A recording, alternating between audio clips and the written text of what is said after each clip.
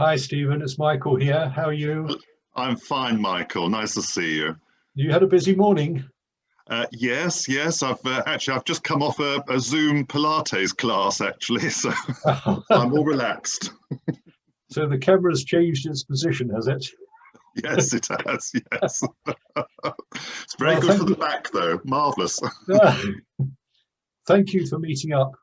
This is being recorded on a Friday before it goes out live on Saturday for the Saturday conversation, and Jo is looking after us, so she can pull the plug on us if she needs to. If it gets a bit embarrassing. Hope not. Fingers But, crossed. it's very good of you to come on because, I mean, we've known each other, I suppose, for about 13 years. When we retired and came to Hyde, you and Carrie were already there and established, obviously. But Yes.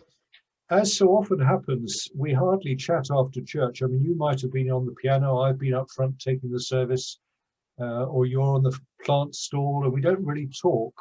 So can you fill us in a bit on your sort of early life? Because I know you had a link with Ealing, because I was area dean of that part of the New Forest.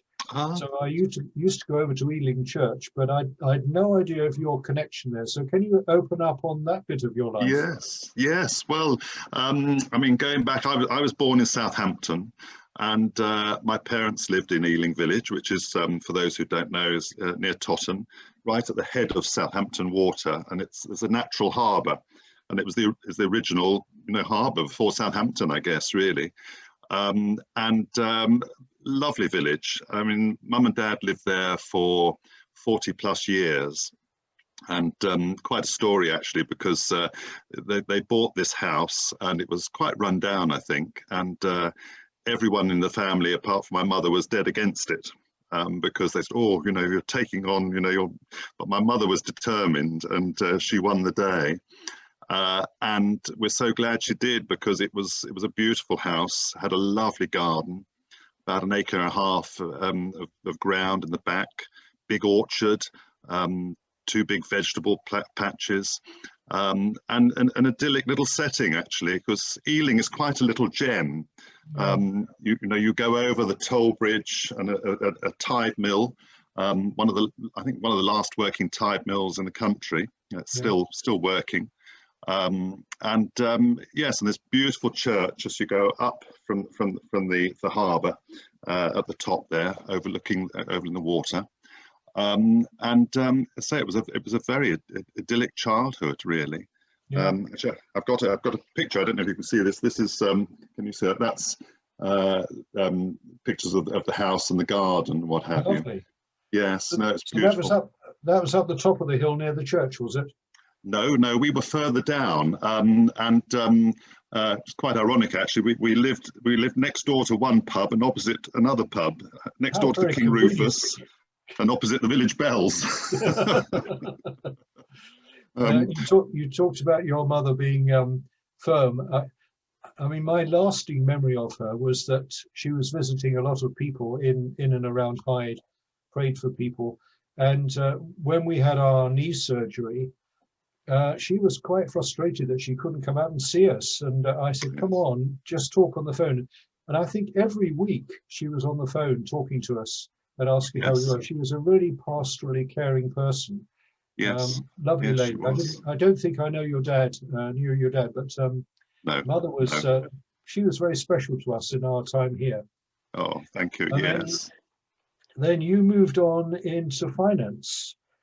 Yes, I did. Yes. I mean, it's interesting, isn't it? How I often think how your lives are influenced by people.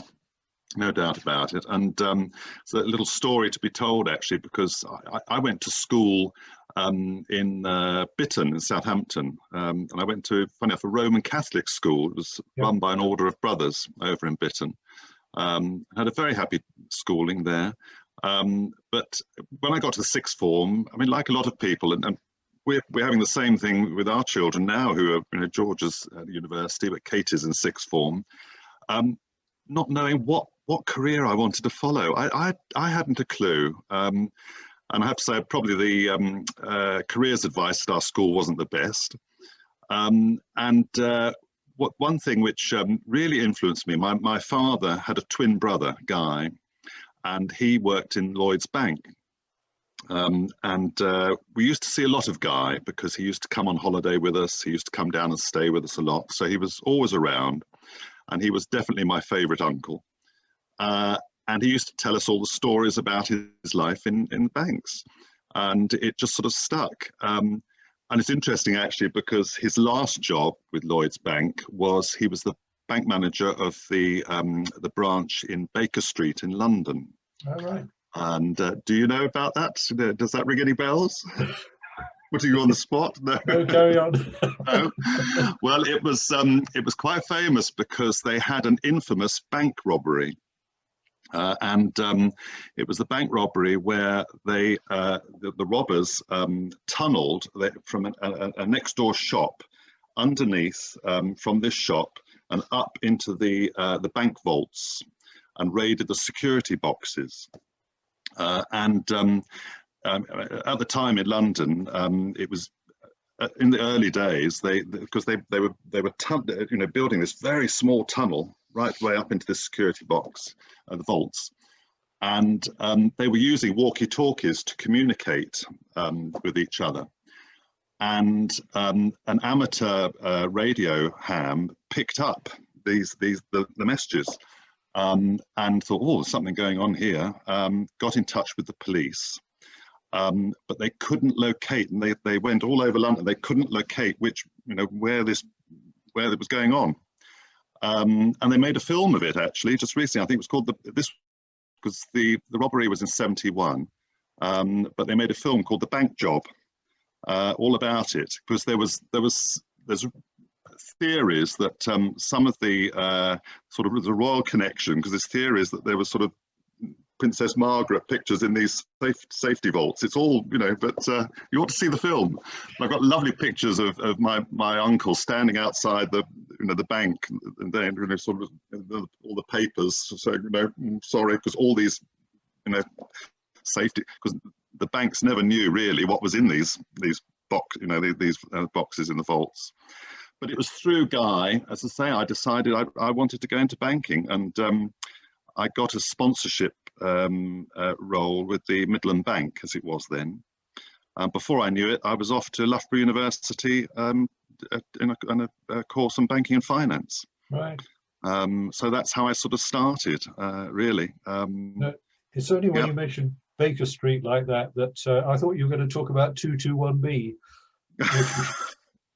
Had Sherlock Holmes been around, they'd never have got away with it. No. But interesting though, because actually, although I had a lovely time at Loughborough, and I used to play tennis a lot because Loughborough is a very sporty university. Another claim to fame is that I was playing tennis one day and the ball went out the court, and there was this chap running past. I said, "Oh, can you throw us a ball back?" And he said, "Oh yeah." And it was Seb Coe, because Seb Coe was up there. But that was probably at an early day. I used to bunk off some of the banking lectures because it was the only time I could get a tennis court. So it was probably something saying there, had I chosen the right career. And actually, when I left university and I started in London, and I soon decided that actually working in a head office in a bank really wasn't for me at all. And to my parents' absolute horror, I threw it all in and resigned. I mean, they were horrified, chucking up this career. But I then I stayed in the finance industry. I then landed with the Woolwich Building Society and began a career. And I was much happier in working in building societies and branches particularly than I ever was in sort of head offices of banks. Yeah, well done. I mentioned to you that I looked at you, we looked at each other when you were playing the piano and I was taking the service, but how did music fit into all this, or was that a later date? Yes, no, I always, music's always played a large part in my life. I learnt the piano from a very early age. Again, my mum used to make me practice every day, bless her, and I used to hate it with a passion. But looking back now, I'm very glad she did. Really, I'm not the world's greatest pianist, but I can play decently, and it's brought a lot of pleasure. Certainly, I've always enjoyed playing the church, and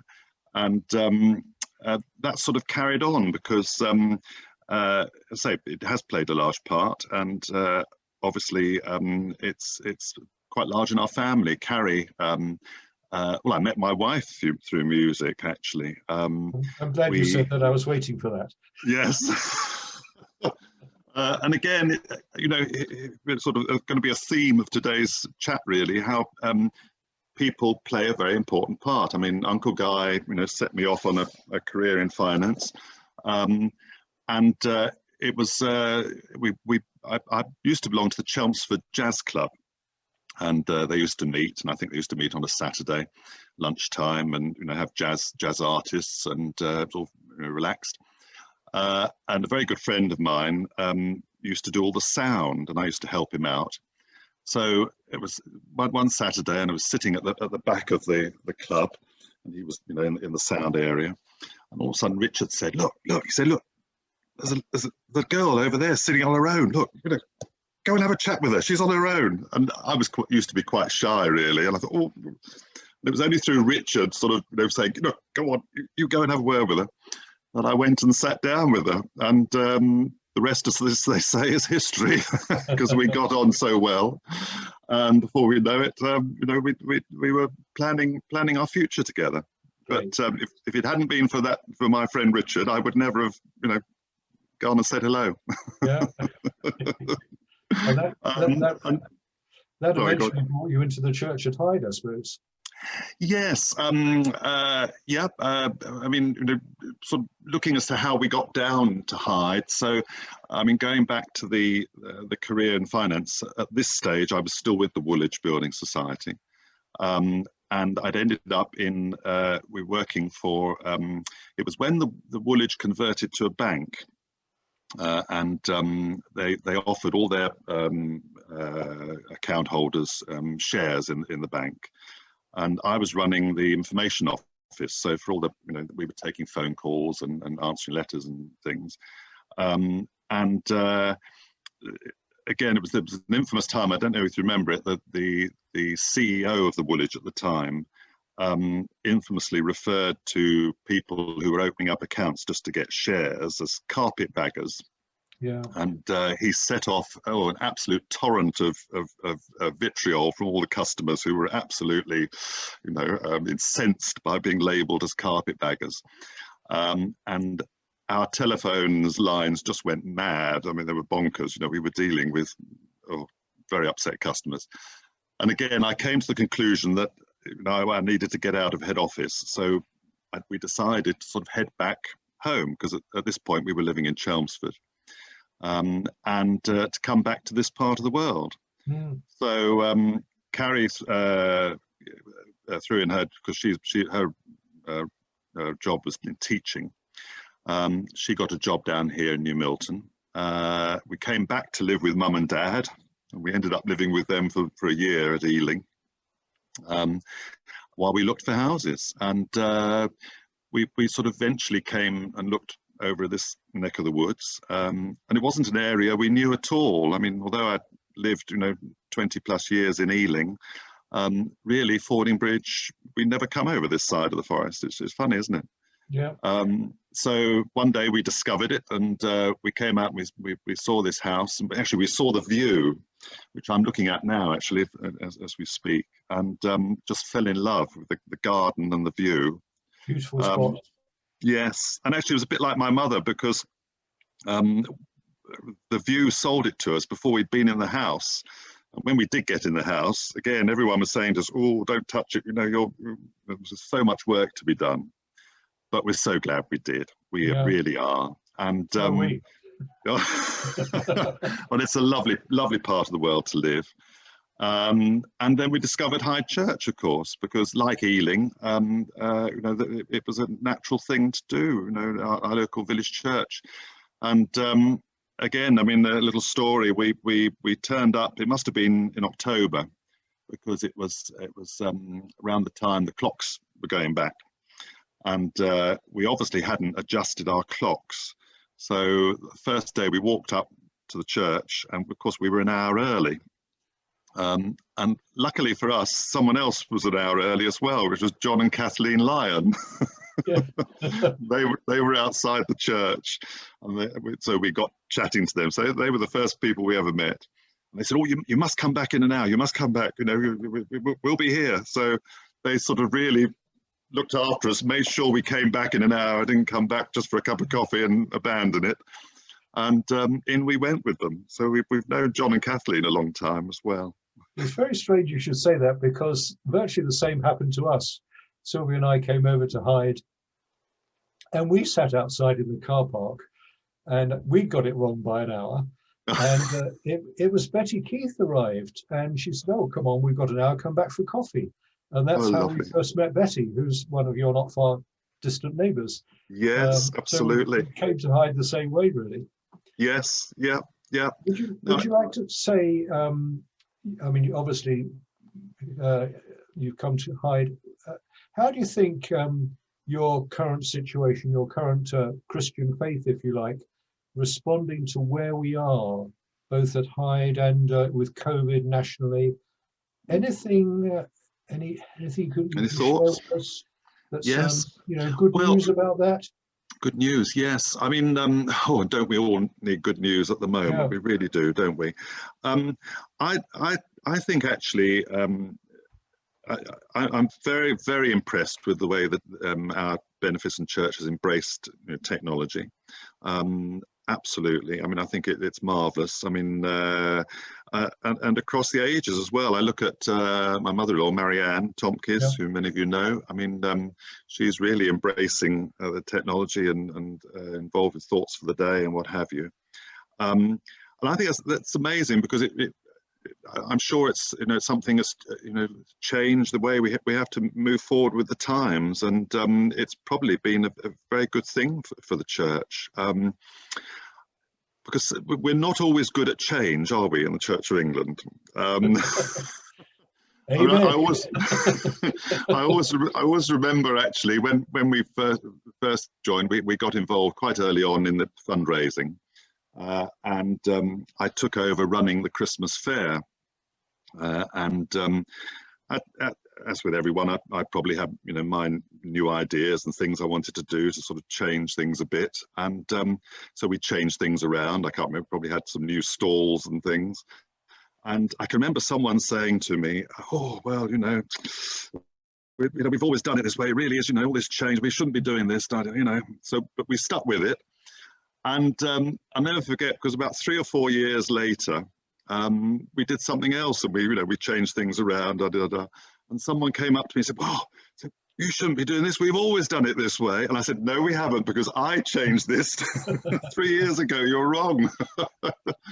So, we get stuck in our ways, don't we? And funny enough, I was reading an article the other day, and this resonates going back to Ealing. I think it's there's a church in Dorset somewhere within the Salisbury Cathedral where they've just taken out their pews and turned it into an open space, and which has caused absolute uproar. And I know Ealing Church was the same, because they did that, and it upset a lot of people. I remember that well. Do you? Well, you were at the time, and but it was. I was reading. It was the Victorians that put all these pews in. Before then, churches were open spaces often. So again, as you say, the cathedral well with the girls, but that ought to be standing really rather than sitting, wasn't it? Yes, absolutely. Yes. I mean, yes, you say music. I mean, since we've been here, we had a marvellous experience up at the Salisbury Cathedral with both Georgia and Katie. We are got those who don't know, that's my 2 daughters there. Yes, Georgia and Katie. They're a bit older than that now, Steve. They won't thank me for showing you that photograph. But it was through Paul and Melissa Wilkins. Remember, Paul was the organist. I don't know if he was still around when might have been after you. but both their daughters had been choristers at the cathedral. And it was just through a chance conversation one day, Paul said, have you ever thought of putting Georgia in as the chorister trials? You ought to. And we had never thought of it. So we did. We went up for the day, and before we knew it, she got in, and again, a whole new course and chapter of life was set off. Yeah. But if it hadn't been for Paul and Melissa, we would never have gone down that route. Yeah. An amazing experience. You're more recent. I was thinking of you and Carrie with parcels of clothes, and then the school bags and things like that you've been involved in recently. Yes. So I mean, another good thing. I mean, let's say, Jo Heath. Amazing. All her organisation with her team, and just setting up, sending out paper bags with activities for half-term weeks and the school holidays to all the school children of school age in the Fordingbridge area. Amazing. And Jo organised all the packing of these bags and distribution. And yes, Carrie and I got involved, and I think it's amazing outreach in the church. Yeah. I think the latest idea Jo's had is to, in half term, the cottage loaf are going to give iced buns out to the school children. Fantastic. I'll have to get my shorts on and make sure I qualify. Be worth it. And also good news is supporting local businesses. We're very pro our high street, and we support the gourmet grocer and the butchers and the baker and what have you. I think it's so important for our community, isn't it? And the local vaccinations recently. Yes.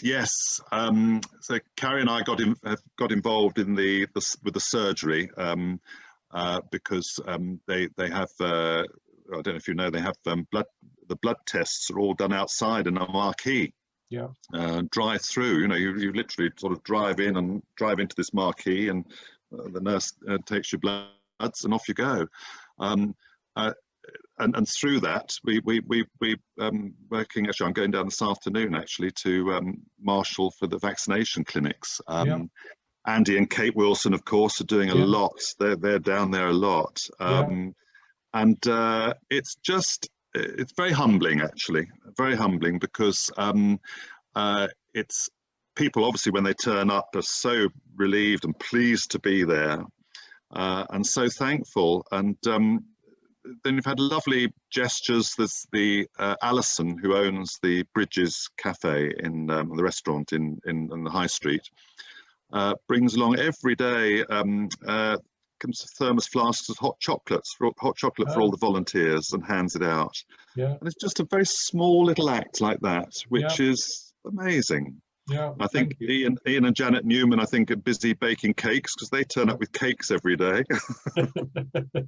So Kate, of course, Kate and Andy, but I was working closely with Kate the other week, and of course Kate's having a marvelous time. She's there chatting away with everyone, putting them at their ease, because some people are nervous about having a jab, of course, and if it's raining, it's not so pleasant, but just the whole experience. And I think, for to have people like Kate having the church, in there, in the community, doing these good deeds is brilliant. Absolutely is. Thank you. Well done. That's a tremendous overview, and I can see quite a bit of advertising for shops in there. Advertising Joe, advertising Kate. It's all all intertwined.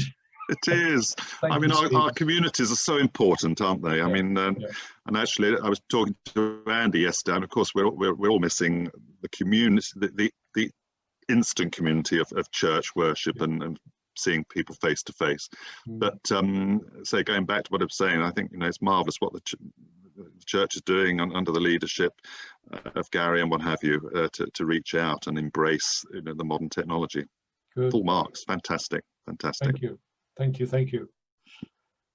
Before Joe pulls the plug on us, I think we ought to finish, but just to thank you so much for taking us into your family life, your personal life, and now your life in the community, both up at Hyde and You're welcome. elsewhere. Thank you You're so welcome. much. Actually, I was going to, he'll never forgive me if I don't. I've shown you pictures of Georgia and Katie. Of course, I want to show you a picture of Matthew as well. Yeah, there he is. Hello, Matthew. Wonderful family. Thank you very much, Oh, Stephen. thank you. Very proud of them all. Very proud of them all. You've led us into, I thought I'd finish with a short prayer and blessing, and what you've just been saying is very appropriate. If I can just do that before we close. Here it is. Ever-present God, be the good shepherd in our isolation, be close to us in our distancing, be healing in our sickness, be joy in our sadness, be light in our darkness, be wisdom in our confusion.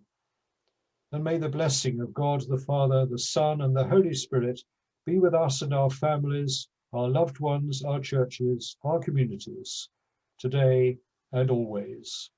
Amen. Amen. Amen. Thank you, Michael. Thank That was you. lovely. Love to the family, and Thank you. see you all properly sometime. I hope so. It will come. Bye. Bye. Cheerio.